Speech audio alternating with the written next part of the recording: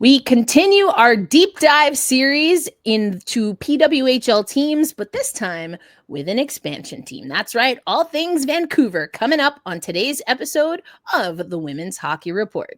This is the Women's Hockey Report presented by Locked On NHL. Your weekly look at the world of women's hockey.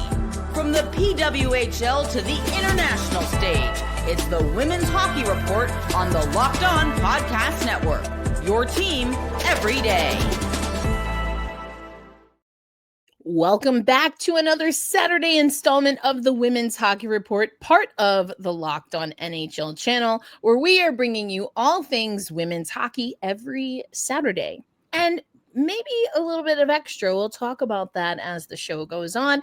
Erica L. Ayala alongside Rachel Donner once again. Rachel is your co-host of the Locked On Flyers show, as well as, of course, the Friday show of Locked On NHL. And I am your host of Locked On Kraken. But we're not talking about Seattle. We're not talking about Philadelphia or men's hockey at all. No. We are talking about PWHL Vancouver, Rachel. Yes. And I do want to say we did tease that we were going to talk about Seattle this week, but we had to do a little switcheroo, but for a very good reason. We will get to that next week, but we're talking Vancouver today. Yes, we are indeed. And before we get into Vancouver, a reminder, today's episode brought to you by FanDuel. Football season is around the corner. Visit the FanDuel app today and start planning your futures bets now. And yes, Rachel, you mentioned it. We did, speaking of football, right? Do an audible. I think that's a football thing. We changed on the fly. There you go. Yeah. We changed on the fly, like you said, for very good reason. But either way, we are going to do our deep dive into PWHL Vancouver. Now, this will be a little bit different, obviously, because there were no departures. It was all arrivals. Yes. So we will break things down, but we're going to start with it was the upper level at LaGuardia. There you go. If you know, you know. Exactly. So, let's start with, when did we find out that PWHL Vancouver officially was a thing? Yeah, April 23rd. So this team has only been in existence for 4 months. Like, it feels like 4 years in a lot of ways. But and this was the first of the 2 expansion teams that were announced. So it does make sense for us to talk about them first. It does. Since it's like the older of twins or something. Yes, exactly. For sure. Yes. So like you said, it's been roughly 4 months, and let's talk about what they've done in those 4 months. They hired a general manager. Now, we talked about this on previous episodes, but Kara Gardner-Murray, and I think it's fair to say that we've both been on the record with saying we like this pick. Oh, absolutely. And as I mentioned on the show previously, I had a chance to talk to her because she came to coach Flyers development camp. And this was like shortly after the expansion and expansion draft process.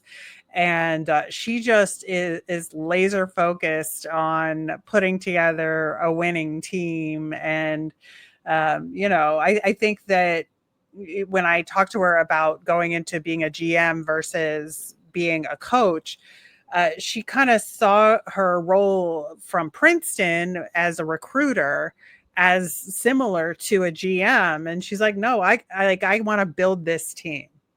Yeah, that's a really excellent point, Rachel.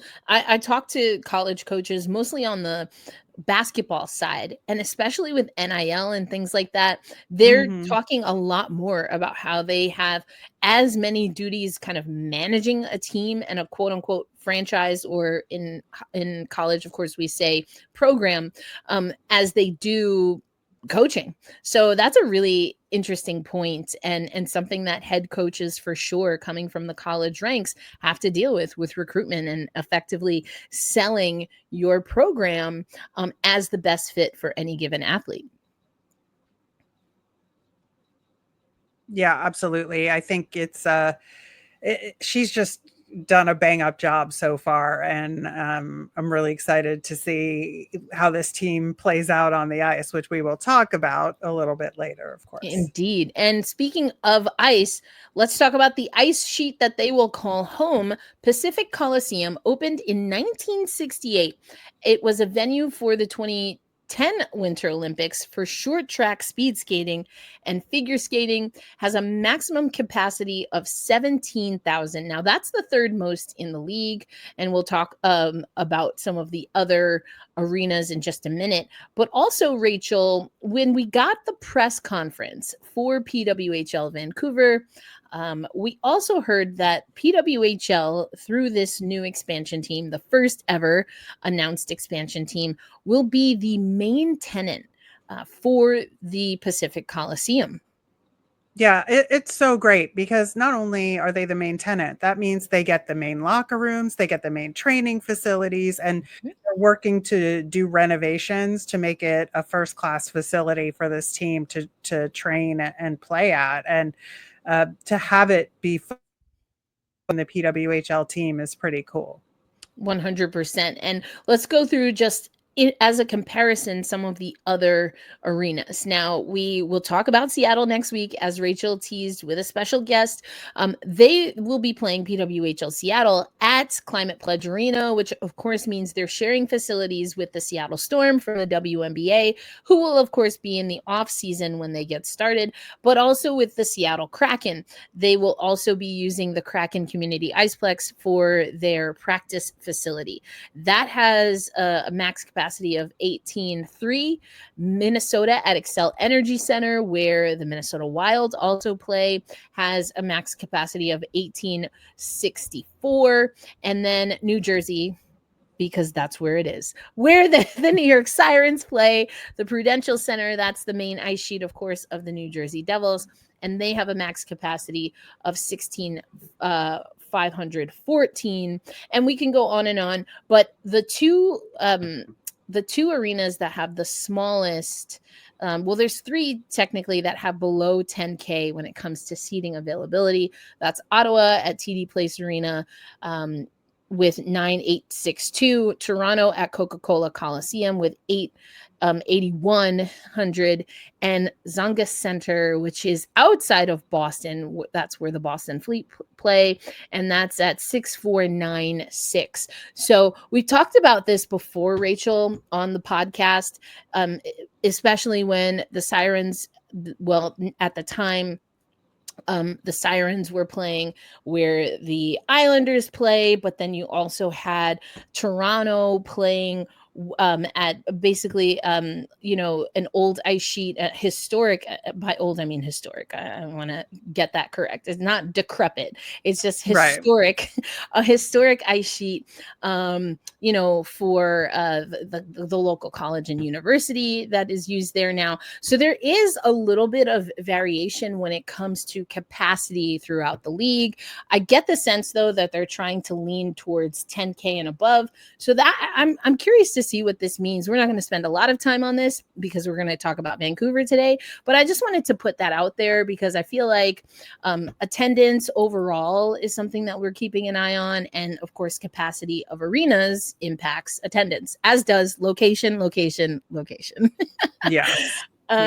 Yes. Okay. So moving on, though, to Vancouver, as promised, we also have a head coach and, of course, a color scheme. We don't have an official name, and we don't have a jersey specifically, but we do know they're leaning into the blue and cream of it all. And we talked about their head coach, but let's do it again since this is the Vancouver episode. They do have a head coach, no assistants yet. We'll talk about that. But what do we know about Brian Adulski? So when we were talking about the has women's experience versus doesn't have women's hockey experience conversation, Brian Adulski was in the haves column. Right there. Spent 3 years with St. Cloud State previous. He was at North Dakota. Of course, that program went away, sadly. But he's like an award-winning coach. And, he also was one of the coaches involved in the Olympic team for Team China back in the day when those Olympics were in Beijing. So, so much women's hockey experience, understands the landscape, understands the players. And there's a lot of players in the league that he will have coached and on his team and not on his team. Right. So I think this is a really excellent hire by Vancouver. Yeah, we really like that. We've again talked not ad nauseum, I think an appropriate amount, and we'll continue to talk about where is the space for women coaches in women's hockey. And you're going to want to stay tuned on today's episode, because when we go around the horn to what's happening across the league, we're getting maybe some answers to a question or a theory, right? An idea that we floated last week, something that the WNBA has done to encourage more women coaches, but we're seeing already organically perhaps some women's coaches come into the fold. But I think that this is huge.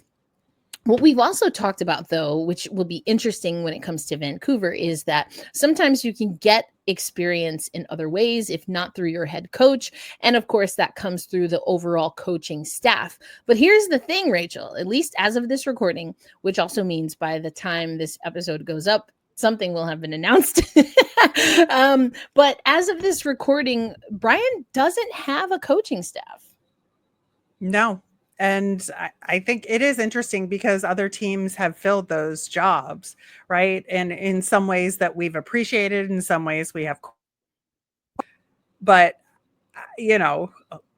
clock is ticking on this. Right. At least in theory it is, because what we also don't know is exactly when training camp is. We don't have a schedule yet. Fair. Not Vancouver's problem, or I mean, it is their problem. It's not, they didn't cause the problem. They're not in control of fixing that particular wrinkle. But yes, in theory, yes, the clock is ticking. We are knocking down the door of September, which of course is the official or unofficial, I guess, turn into fall, which is officially hockey season. This is around the time we know, both of us, again, as NHL Locked On NHL hosts, that we are right around the corner when it comes to training camp. And we have those dates for training camp. We have those dates for preseason for the NHL. And again, some of the PWHL teams are sharing NHL facilities, both for practices and, of course, for games. So can't imagine that the schedule is too far off. We know we started in about November last year, so maybe we get a little bit more of a reprieve, but that would still mean a late September, early to mid-October kind of quote unquote training camp preseason. So we'll see what happens there. But, I mentioned, and I'm going to tease this again, we talked last week, in case you didn't watch that episode, go check it out. It was a good one. Well, we talked about the New York Sirens, but we also had a chance to talk about in the WNBA, Rachel, that we've seen them try to incentivize bringing on former WNBA players by saying a team traditionally can hold 3 coaches, including the head coach. But if you have one of any of those player or coaches that's a former player, you can add a 4th coach, which of course allows you to expand not only your coaching staff, but it creates a development pool, which is why that was instilled.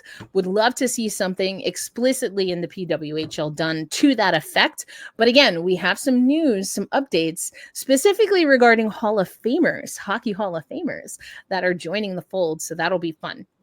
Okay, so we are going to do this a little different because there was an expansion draft, obviously, and Vancouver directly benefited from that expansion draft, but they did not lose any players. They only had players to gain. So we're going to talk about that draft, who they locked in first as their first 5 players. And then we will continue with Rachel. I love giving you this segment to just cook with. Rachel's best guess on what this roster could look like. We're going to do that coming up on the Women's Hockey Report.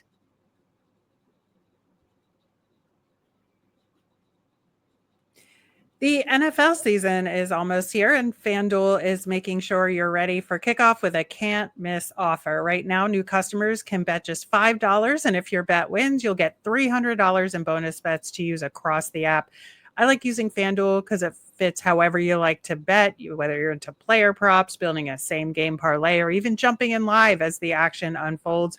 Makes every game more exciting, whether you're watching your team or just keeping an eye on your fantasy lineup.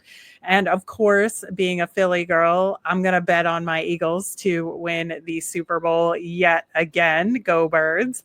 But are you ready to play? Download the FanDuel app now by visiting fanduel.com to get started. That's fanduel.com to place your first $5 bet. All right. So we talked about Vancouver, what we know about the team. There are also some things that we're waiting on. We've teased a few of those, but we'll get to that.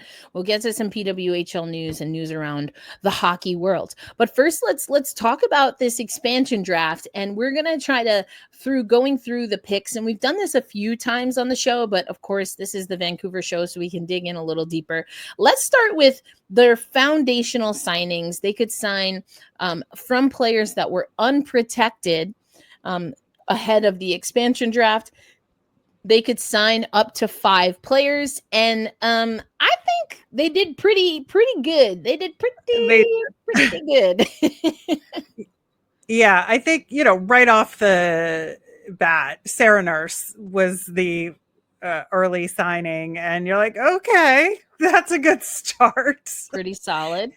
And, of course, from the Toronto Scepters. And one thing I appreciate about the strategy here is that there's like a variety of teams, former teams represented, like really just went for building a team based on team culture. And that's what Kara Morey said when I talked to her. And certainly like the team culture here is apparent. It's players that work extremely hard. Yeah. And are going to hold each other accountable. That's what this group says to me. So beyond Sarah Nurse, then we got on the blue line, Sophie Jakes and Claire Thompson. Like, come on. Dynamic. Come duo. on. How Minnesota? How did you allow this? I know, it's crazy. And then Jennifer Gardner, who it was one of my favorite sort of underappreciated players. I mean, she was appreciated later in the season for sure. Yeah. You were an early in Montreal. adapter, for sure. I was an early adopter of being a Jennifer Gardner fan. And then in net, Emryn Smashmeyer, and we talked about the situation in Ottawa where they chose not to protect her. And I think rightfully so, given that situation. But Vancouver is the beneficiary there with an elite international goaltender. Yeah, I really like what they did with their kind of core foundational signings here. Like you said, it really speaks to what they're looking for. And I know you got to speak to Kara, but early on, when we got news that Nursey was going to go to Vancouver, that was one of the questions that I asked her in that virtual kind of media availability. And she said effectively the same thing. And why I think that's important is because we know this, right? Sports is a lot of salesmanship at every turn. It really, truly is the business side of it, right? And being able to say what you're about and then be about it. Now, to be determined. They haven't hit the ice, no practices, officially anyway, no games, no wins, no losses. But all signs point to early returns say that Kara is about her business. Yep. And that what she says is what she means, and that she wants people that understand that to be true. So I'm excited for that. But that's not all, because through 5 players does not a hockey squad make, Rachel. So then we, of course, had the proper expansion draft, and they picked up some other pretty big names here. I mean, the names that stand out to me, yes, probably because I adore everything when it comes to Czechia hockey, but Teresa Vanishova, I had been talking about as far as a free agent. She was a top free agent for me as far as looking at who was available. And then also Denisa Kryshova, both who signed, I should say Kryshova was selected through the expansion draft from the Minnesota Frost, and then Vanishova signed as a free agent coming from the Ottawa Charge. Like, I think that's a lot of grit right there off the bat. So you talk about hardworking, but sometimes, and by sometimes I mean all of the time, at least this is how I like sports to go, you need those sandpaper players, you know? Right. And we know You each do. of us got the sandpaper for sure. Yeah, and I love those two acquisitions there. I also love in the expansion draft, Ashton Bell, like Mhm. right off the bat. I Another think, player you've talked about a lot on the yes, show. I know. Like a great defender from Ottawa. Like when we talked about Ottawa, like losing her was just huge for them in terms of, replacing top players on their blue line. But I love Ashton Bell. I also low-key like Izzy Daniel a lot. Mhm. From Toronto, who they also picked up in the expansion draft. I think the two of them, plus Brooke McQuigg, who's a key contributor, I think, to that championship Minnesota Frost team, Yeah. Isn't like their top tier player, but like right underneath. And you got to build a whole team, right? And Right. so that plus Abby Barrene, who I think is on the Ooh. similar level Yes. there too. Like Gabby Rosenthal, I think Yep. was a big loss for the Sirens. We talked about that last week, but this is just a really great mix of different skills, different positions. Mhm. And I think like this group between the expansion signings and the expansion draft. I mean, also then, in free agency, then rating the Minnesota Frost even more with Michaela Cava, right? And Melissa Oh, Channel Watkins on the blue line. Like, I just, man, everything. And then, why don't we just sign Hannah Miller while we're at it? I right. mean, like ridiculous. It's all Yeah. ridiculous.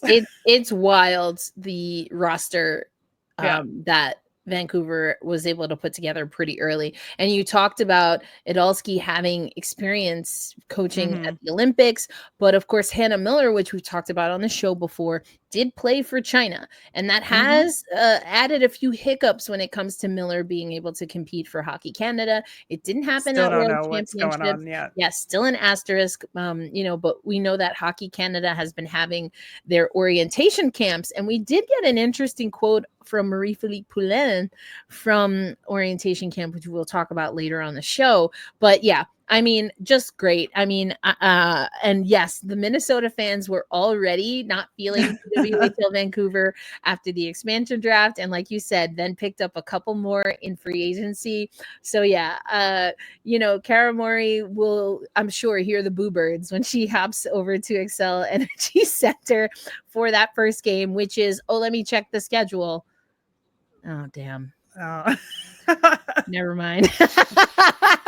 So, Minnesota Frost fans, you're going to have to wait, but I hope you do show up when Vancouver comes to town for the first time, because I don't know, the way Minnesota fans were chirping on YouTube during the draft and whatnot, I think they're going to feel some kind of way the first time Vancouver comes into town. Listen, I mean, there's something to be said for scheduling it so Vancouver's in town when Minnesota puts the banner up. I mean, come. Ooh. I mean, also it's the duality of you have a Yeah, decent amount of players that then get to get their rings. exactly. Exactly. Before you boo them, give them their ring. Exactly. I love that. All right, let's go. That's some free advice for you, PWHL. Get it done. Who says no?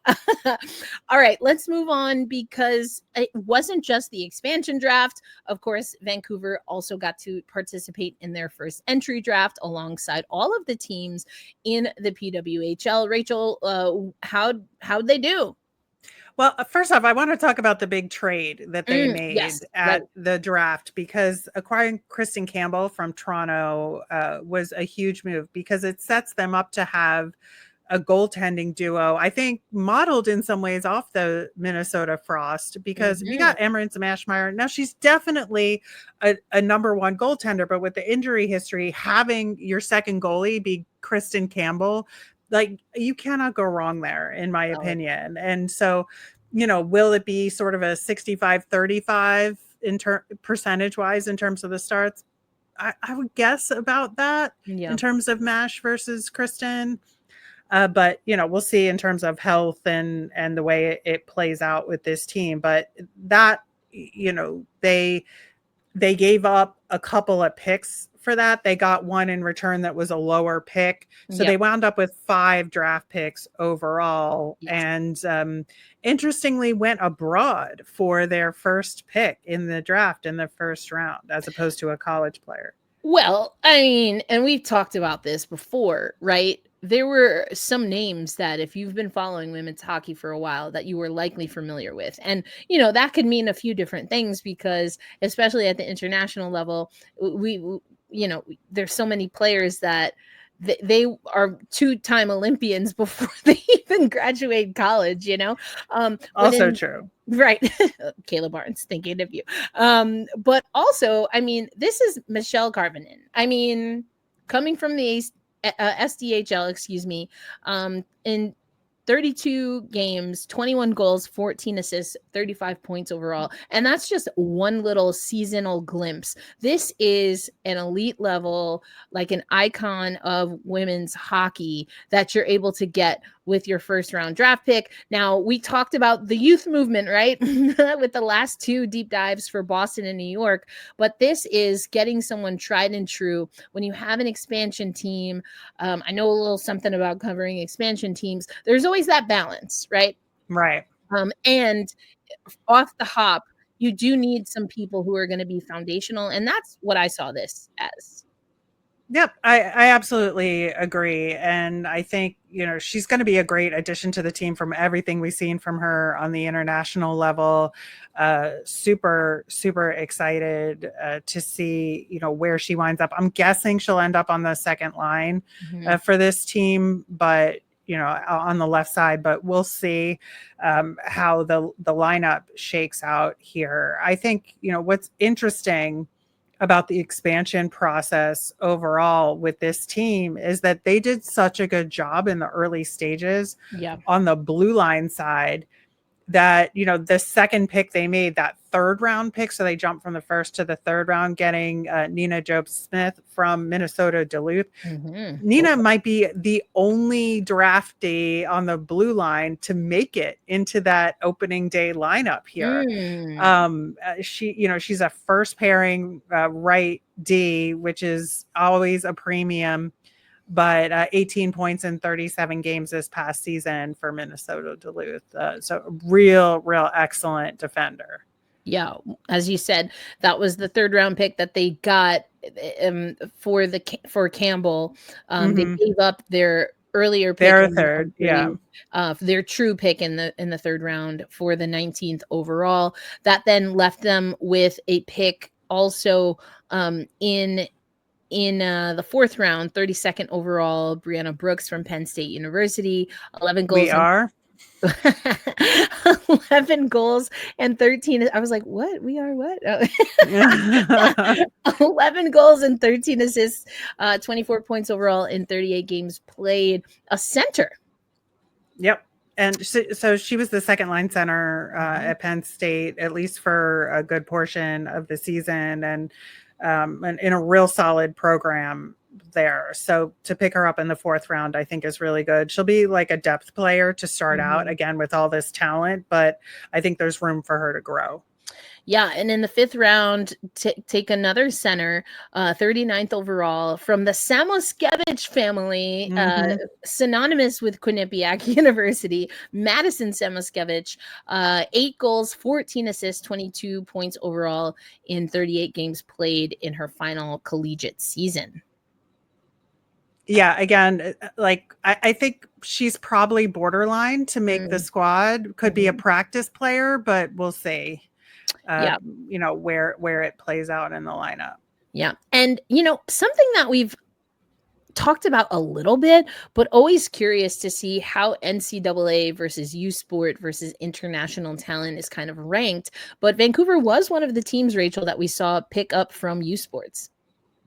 Yeah, so their last pick, Sean Bassi from BC, was just a really good pickup in the late rounds of this draft. Again, a depth player. I think Maddie has a greater chance to make the team, of course, but I do think that there's some potential there, and you need that practice squad. Yeah, for sure. And we already have an insider track that the one and only Kendall Coyne Schofield told us on the Women's Hockey Report that one of the things that the Players Association is keeping a keen eye on is, in her words, not direct, no, I'm not quoting her, but I'm summarizing what she said in her own words, is that they feel that even not even completing 2 seasons, because we talked to her mid-season, that they've already outlived the practice player role. And so roster expansion is something that Kendall Coyne Schofield has at top of mind when they brought in their new executive director.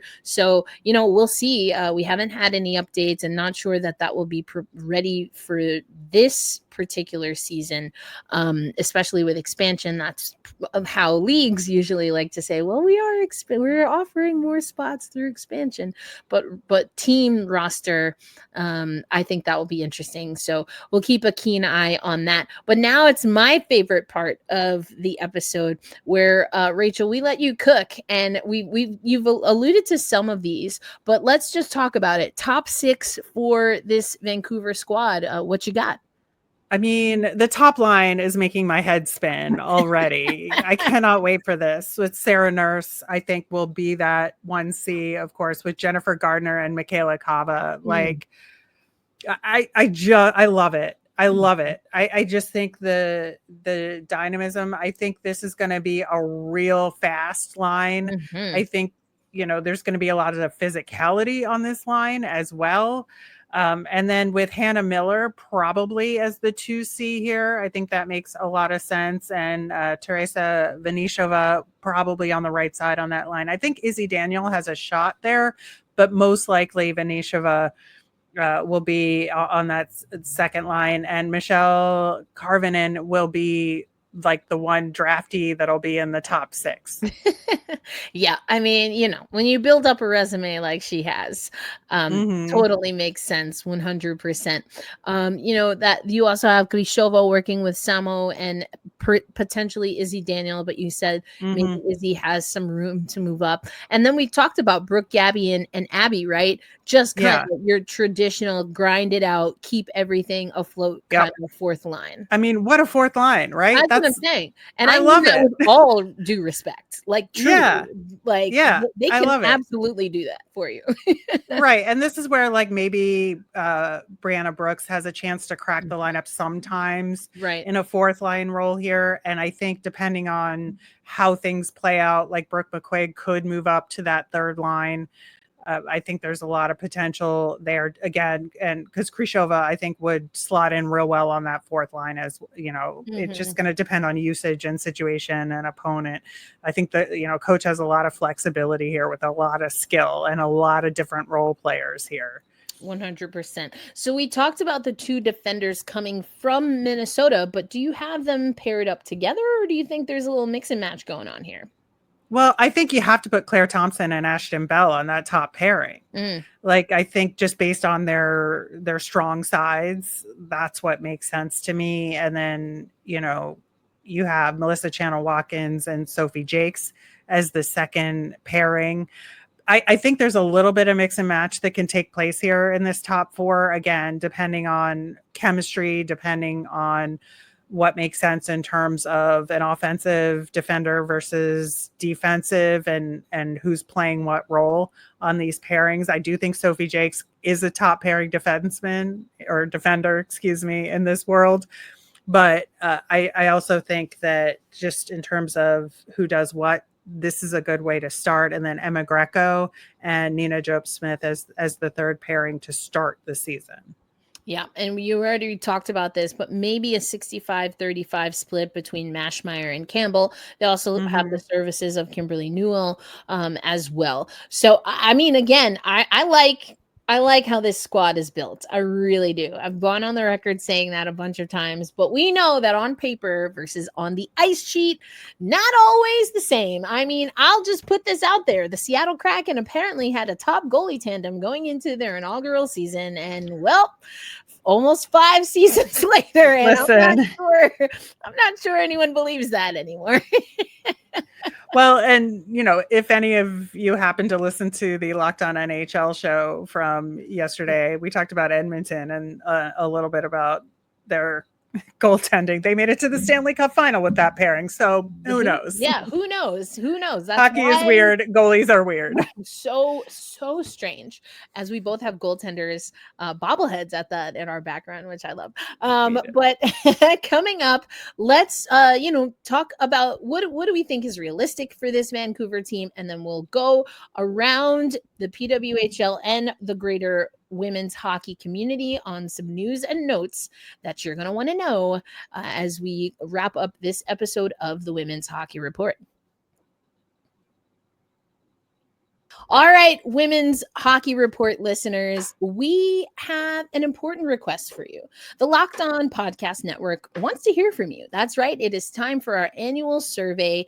And this is an opportunity for the network to learn more about our listeners and our viewers on YouTube. Hi, you viewers on YouTube. And we want to make your favorite podcasts even better. This is your chance to tell us what you like, what you don't like, and to answer questions about our advertising. And if you want to say things like the Women's Hockey Report should be a 5-day-a-week show, this is your chance. So go to lockedonpodcasts.com/survey to get started. Everyone who completes a survey will be entered for a chance to win one of 10 $100 Amazon gift cards. Again, that's lockedonpodcasts.com/survey. Don't forget to tell them how much you love the Women's Hockey Report and that you want to see more of it, especially in an Olympic year. Just saying. Thanks for helping us out, and we appreciate you tuning in on Saturdays for the Women's Hockey Report and for any other Locked On shows that you listen to. All right, Rachel, we are back here for our once weekly, for now, Women's Hockey Report. Go fill out that survey, folks. Just saying. And a link is in the show notes if you need it. That means we're gonna wrap up with what we think is gonna happen. What is realistic for this Vancouver squad? Now, with the caveat that the only thing we can do right now, Rachel, is assume that the playoff format will be the same. We don't know. Who knows? We did get some folks commenting about your thought regarding everybody makes the playoffs. A lot of people did not like the participation trophy of it all. I understand though where you're coming from. Yeah. I kind of am like, bring on the chaos. But we don't know. We don't know what the format is going to be like. Will there be a play-in? Because we've seen that in women's hockey before. But I guess, we'll find out eventually, sometime soon. But, assuming that the playoff picture is the same, Rachel, do you see this roster being able to compete for a playoff spot and, dare I say, even a championship? Yeah, it's interesting because I think on paper, absolutely, right? It's just a matter of chemistry. And is this going to be a team that can put it together consistently over the course of a long season? There's the, knock on wood injury bug that always happens in a hockey season. Will it hit Vancouver? Who knows? But I think just on paper, yeah. I mean, this is one of the top 4 teams in the league, 100%. Yeah, I would agree. I think that given how some of these athletes have competed already in PWHL play, I think you and I both like that there is some familiarity with the women's game, and even the players that are on this squad from the coaching staff of one as of yet. And I think Kara's vision is crystal clear. Now, the vision versus, again, in practice is very different, but as of now, I think yes, and we reserve the right to change our too early predictions, given that we don't even know the playoff format yet. But there's still work to be done, including signing draft picks. None are signed. 0. Right. So we don't know what's going on there. That's kind of a big deal. And might want to lock those players up. We still need some assistant coaches. Will we see some women's hockey, or as I like to say, WoHo legends? More on legends coming up. We don't have a team name. I know someone had floated every PWHL team should go just by PWHL city for the first year. So I don't know that the league is committed to doing that, but they haven't changed it as of yet. So we'll see. But that could be a thing. Logo and design, look and feel, the jerseys, and then of course camps, finalizing the roster. Are we going to get a leadership squad officially? All of those things. But as we have been alluding to, in PWHL news, Caroline Willette hired as an assistant coach for Montreal. Now, she's been with the team before, but Rachel, tell us what's a little bit different about this year and Willette with the Victoire. Yeah, so she's been more of an advisor in the past couple of years. And of course, she had been full-time with Concordia University in Montreal. But this is a full-time role. So it seems like she's leaving Concordia. Concordia on their side, to our knowledge, has not made an official like thank you goodbye post, but that could be coming. But yeah, this is a full-time role for her, and I love it. I do not like breaking up her and Julie in the workplace, but you know, like you got to do what you got to do. I think it's important that you pursue things like this. And I love having her, who's not only a legend in the game as a player, but has the coaching experience to back it up, to be there. 100%. In the press release, she says, I'm extremely happy to continue my work with La Victoire. Danielle, Corey, and the players have set a standard of excellence, and I am happy to be able to contribute on a daily basis. To your point, we have a passionate and hardworking team, and I'm eager to begin our journey this season. But she's not the only Hockey Hall of Famer that gets to sit at the women's table that will now be a bench boss in the PWHL. That is because the two-time Walter Cup champions hired Brianna Decker as an assistant coach. Yeah, love to see that. I think like when you talk about like developing women's hockey coaches from the game, like she's exhibit A, because we saw like just how awful the injury was that, you know, took her out of the game, and, you know, to not be able to return. You know, she was later in her career, but still, like, you would have liked to see her finish it out on a high note. But I think like she knows the game, she knows the players, and to really cut her teeth with the championship Minnesota Frost, I think is a great way for her to start her pro coaching career. Yeah, unfortunately, that happened in Beijing. I was in the arena for that. It was an empty arena because of COVID. And so, unfortunately, just heightened. We knew immediately it was pretty serious. I'll just put it that way. But like you said, glad Brie Dex has found her way again. Always a player that I've enjoyed. I've gone on the record before saying, listen, you can come at me, but I think she's probably in her time that was the best player for USA Hockey. And again, she played with Hillary Knight. And yeah, I stand on that. I think she was that good.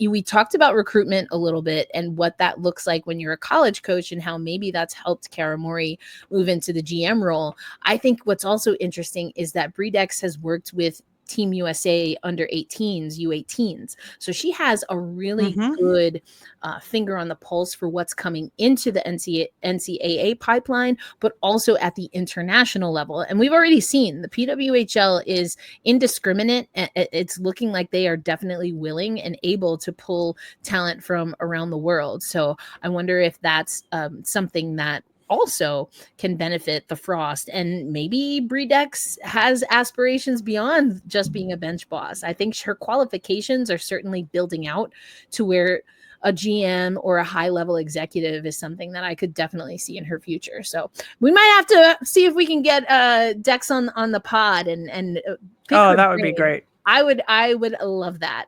So we'll see. We'll work on it. In the press release, by the Minnesota Frost, she says, I'm incredibly grateful for the opportunity to work with the Minnesota Frost and to be surrounded by professional athletes who are committed to growing their game every single day. It's inspiring to be a part of a league that sets the standard for women's hockey and a team that has been at the top of the league 2 years in a row. I'm excited for what's ahead and proud to contribute to a culture of excellence. So Dex, also worth noting that before the professional what the crap was the acronym? I can't even remember. PHF was Premier Hockey, that's what it is. So Decker also did serve in a role with the Premier Hockey Federation. So she did have a high-level role that didn't last very long before the acquisition. And of course, the PWHL came onto the scene. So this is a return to women's hockey for her, again, at the pro level. She's been with USA Hockey for a number of years now, including a little bit of overlap with her with her playing career. But speaking of USA Hockey and the international stage, and we don't have a lot of time to get into this, Rachel, so I definitely want to come back. But I've talked about this when talking about women's hockey before, that para hockey or adaptive hockey. And shout out to our good friend Ann Kimmel, who we both worked with, you especially worked with very closely during the Beijing Olympics. She knows a lot about adaptive hockey, and Nashville is actually a little bit of a hub for adaptive USA Hockey. I should say the men's team, and there's only ever been a men's team. And adaptive hockey technically is co-ed, but has always, at the international stage, at the Paralympics, been effectively all men. But we had our first women's our women's worlds for para hockey, which is, happening at the time that we're recording this. And the United States crushing it. They beat Australia 8-0. They beat Norway 10-0 just the other day.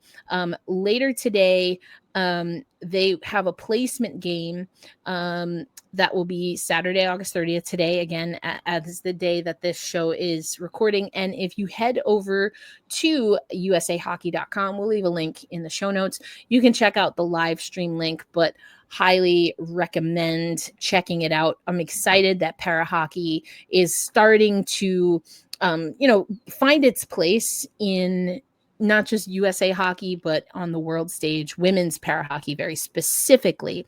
Now, there have been women's para hockey teams before, but again, women being able to make an international, but specifically an Olympic team, there have been some shortcomings to that. Actually, Good Game with Sarah Spain, they recently had an episode talking a little bit more about the intricacies. So if that's something that you're interested in, I highly recommend checking that out. But again, Anne has talked about that on the Locked On Network before. So we might have to have Anne on too to talk a little bit more about it. Especially leading up to the Olympics. Indeed. And speaking of the Olympics, I mentioned this, Hockey Canada and USA Hockey are having what they're calling orientation camp, which I will be honest, to my knowledge, has never happened before. I'm not saying it hasn't. I just don't recall hearing about these orientation camps. We talked over on the Locked On Kraken show for sure that I loved that Hockey Canada announced their orientation camp roster for all three teams, and they included their para team when doing that. USA Hockey really just announced the men's team or the men's players that would be participating. So we don't really know what that looks like on the women's side, or it certainly wasn't announced in the same way that Hockey Canada announced it. And to that effect, Marie-Philippe Poulin, Rachel, people are like, we want to know about your retirement. And she's like, I want you to know that my goal for Hockey Canada is to sweep the podium. Yes. She's like, we are not talking about that today. No. We are not. No. And I don't know Marie-Philippe Poulin other than the few times in a scrum I've been able to talk to her. But my guess is that she's not going to go out a la Hillary Knight and announce that it's her last Olympics. I feel like we might find out after the fact. Yeah, I think if they win, I think whether they win or not is going to be a big factor. If they don't win another gold medal, then she's not retiring, just period. No, I mean, she's just not. It's not. I mean, I feel like. I mean, all the more reason to root for Team USA, right? or some other team to win the gold medal. So there you get to keep her in the game long. Forever. Yeah. But Elliot Friedman did some reporting there saying that, she just kind of poo-pooed the question away, didn't want to talk about it, and was like, hey, I'm focused on my team. I'm focused on Hockey Canada. winning it all in Milano Cortina. And in Milano Cortina, I will be there. We also have our post-production background for now contributor Joe Dabney that is expected to be there with me. And we have some fun things that we're building out behind the scenes for the Women's Hockey Report that will make sure that we have all things Olympics and otherwise, all things women's hockey covered in what will be a very busy year. We're going to have Olympics, of course, the PWHL. There will still be NCAA. And then we take a little break and we get right back after it for the race to the Walter Cup. Will Minnesota be there? Will one of the expansion teams, including PWHL Seattle, who we'll talk about next week, be there?